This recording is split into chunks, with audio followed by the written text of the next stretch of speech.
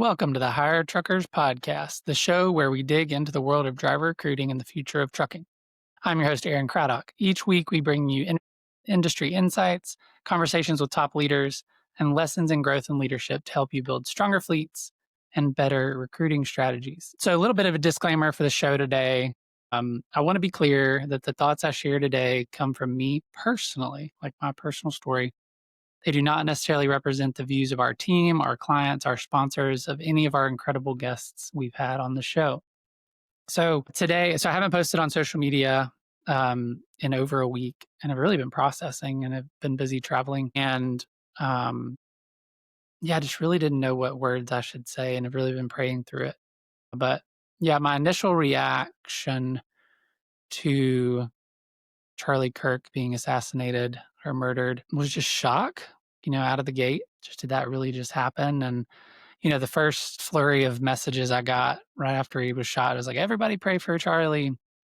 And some people were chiming in on the messages hey, regardless of reviews, politically or otherwise, like just pray for Charlie Kirk. And then some people jumped in and were like, yeah, with millions of people praying, he might come through this. And then I Googled and searched, which I don't recommend, the video of him being hit. And yeah, I kind of knew that it was over.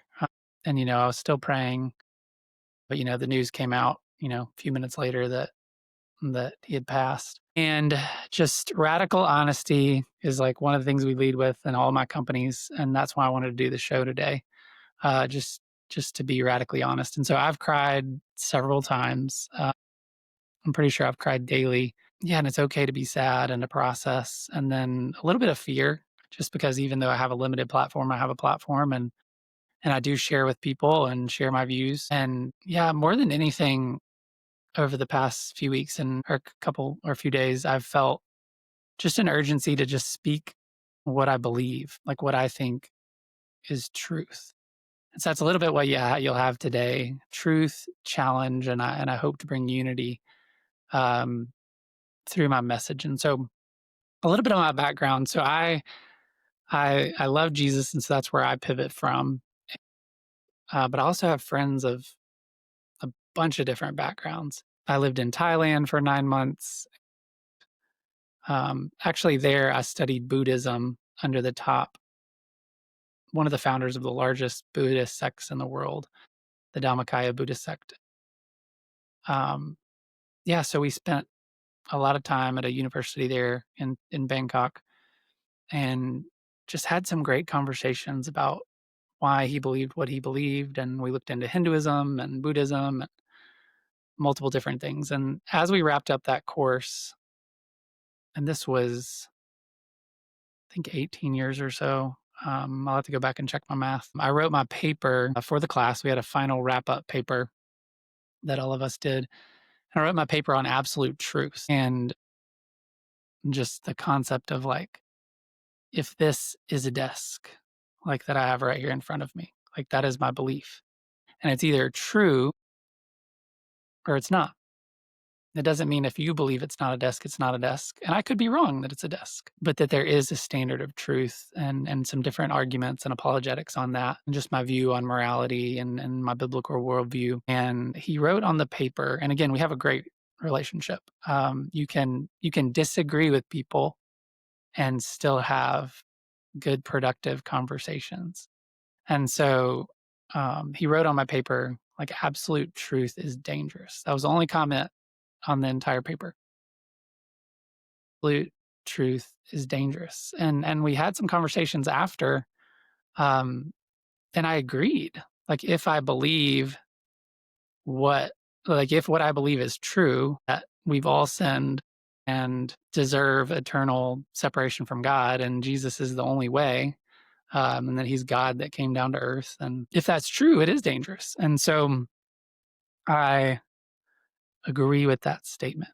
And then a little more context. So I was actually going to go to seminary. And you're like, what? You're in trucking, you're in business. What are you talking about, seminary? And so I had already gotten accepted to Golden Gate. I wanted to be around different cultures, different ideas. And so I wanted to be in San Fran at Golden Gate.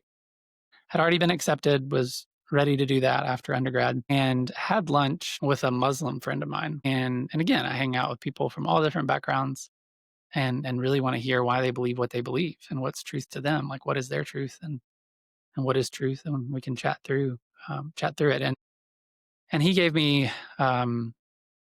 just a really good argument about how if I want to reach the world in some of the unreached areas, like um, can do that, through business.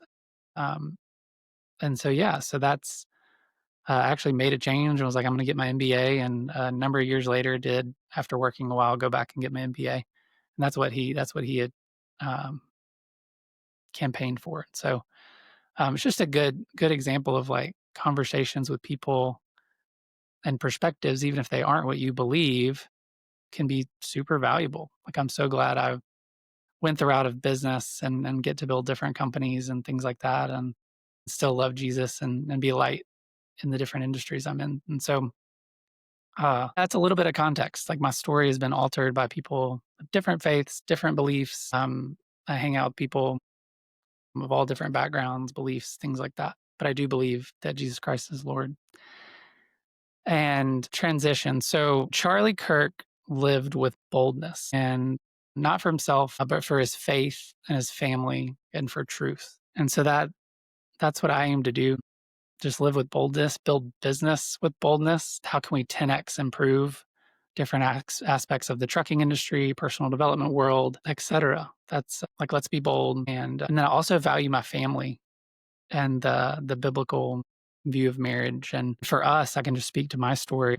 Yeah, it's just been powerful. I remember when Lauren and I first got married, we had our first arguments on our honeymoon. And I had read all these marriage books and, thought it was going to be easy. And it has been anything but easy. But what it's done, which you see in the Bible, is it's made us both grow, like less selfish. How can we serve each other better? One of the analogies I like is serve 100%, like never without expecting anything.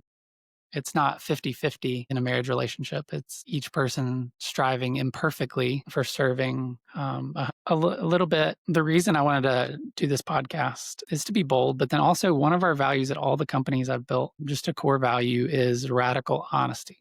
And that's in life and in business. And that means, saying the hard things to teammates, like when it's uncomfortable, and sometimes celebrating a competitor when they innovate. Like we don't have to tear down other peers in the space. Like there's more than enough business in driver recruitment, marketing, and technology that we just don't have to do that. And I have noticed a trend that I'm encouraged by is just there's more encouragement in the industry and people rooting for each other and less scarcity thinking than when I entered the industry 15, 16 years ago. And we don't lose by celebrating others. Like we grow stronger as an industry when we tell the truth and encourage innovation. And so radical honesty does have a cost, right? It might be a lost business. For Charlie, it cost him his life. For us in transportation, it might just be criticism, rejection, business loss.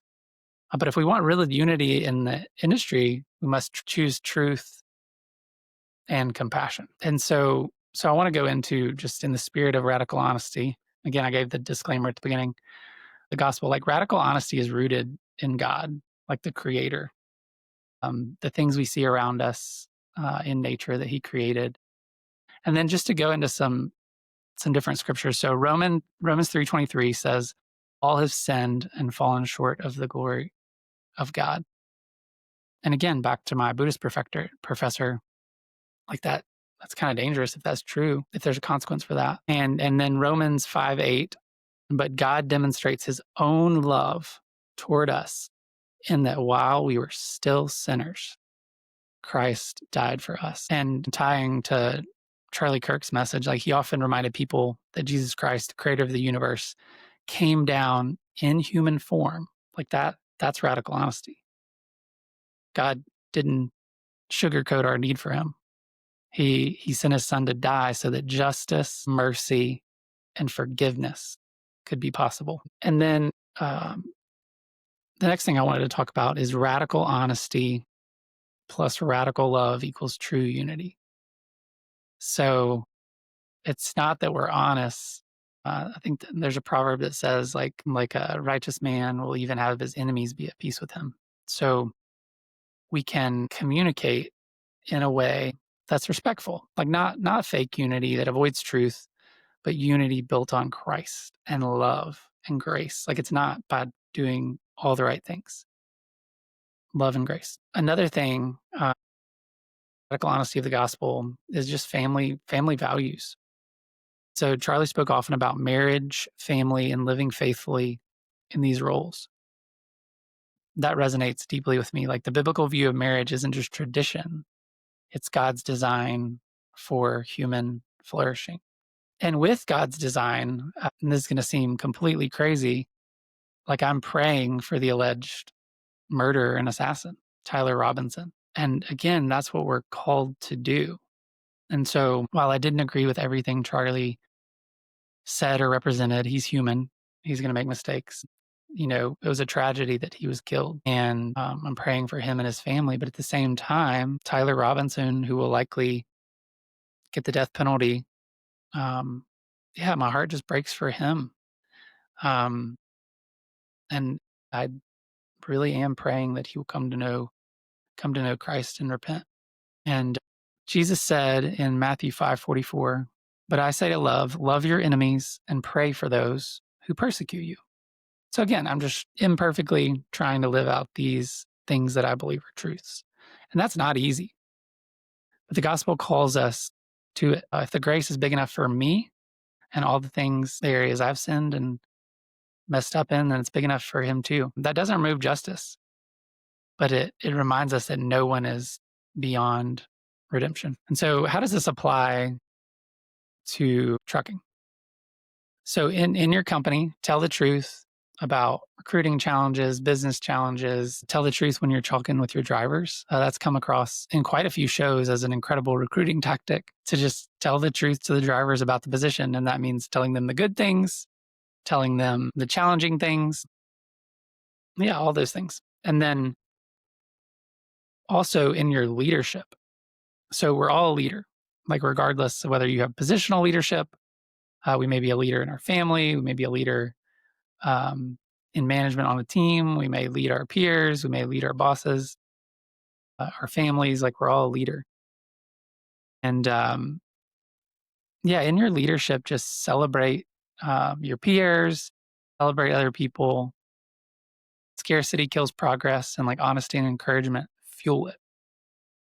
So that's why another reason I'm such a big believer in honesty and encouragement. And then in your faith, as I don't often enough talk about what Jesus has done for me, don't shrink back. Stand courageously for truth in a culture that often rejects it. So in closing, Charlie's death is a tragedy, but his legacy doesn't end there. Doesn't end here. His faith and his family values live on. I just think about his wife and little kiddos and how they won't be raised with a father. And that's just hard to even think about. Hits super hard as I have a young family with a 5-year-old, 2-year-old, and 6-month-old, all boys. Yeah, having the united family, mother and father, I think is super, super important when raising children. And the gospel will always offend some. And so, I was even hesitant to record this, but that same gospel also saves, deems, unites, and calls us to live with radical honesty. That's in business, that's in our families, it's in our faith, it's all connected. And so I invite you to just pause, pray. If you don't know God, ask him to reveal himself to you. Pray for Charlie's family, and examine your own hearts. Are you living with radical honesty? Are you sharing what you really believe? Are you willing to stand for truth, even if it costs you something? Yeah, so that's it. I know it was a shorter episode, but I wanted to get on here and share what I believe is truth. And I hope you understand I come with a spirit of love and humility. And I could be wrong, but that's just what I believe. Thanks for listening to this special episode of the Hire Truckers podcast. If today's message encouraged you, share it with a friend in the industry. Be sure to subscribe and never miss a future episode. Thanks.